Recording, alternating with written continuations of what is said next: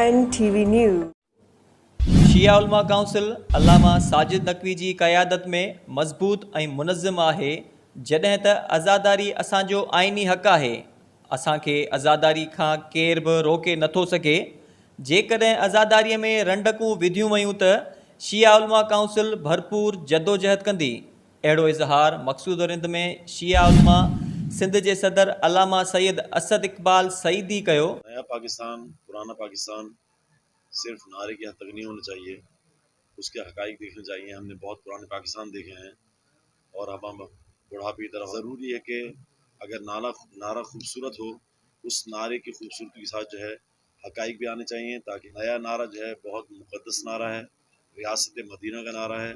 लेकिन जो मसाइल हैं दरपेश हैं वो बहुत ही ज़्यादा हैं, गंभीर हैं और एक बहरानी कैफियत है और हज़ारों मुश्किलात हैं। अगर आप मुझसे पूछेंगे, बयान करने का मौका देंगे। हो चुके हैं, तालीमी इदारे तबाह हो चुके हैं और करप्शन जो है हद से ज़्यादा बढ़ चुकी है।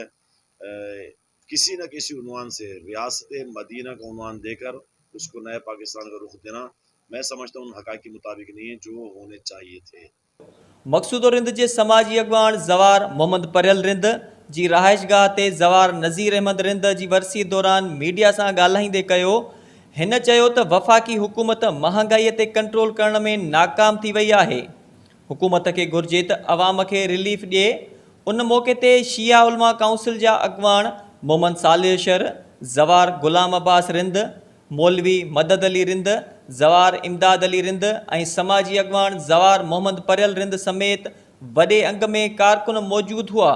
बाद में अल्लामा सैयद असद इक़बाल मदरसा सजादिया में ज़वार नज़ीर अहमद रिंद जी वरसीअ सिलसिले मुनक़िद मजलिस अज़ा खे ख़िताब पिणु कयो।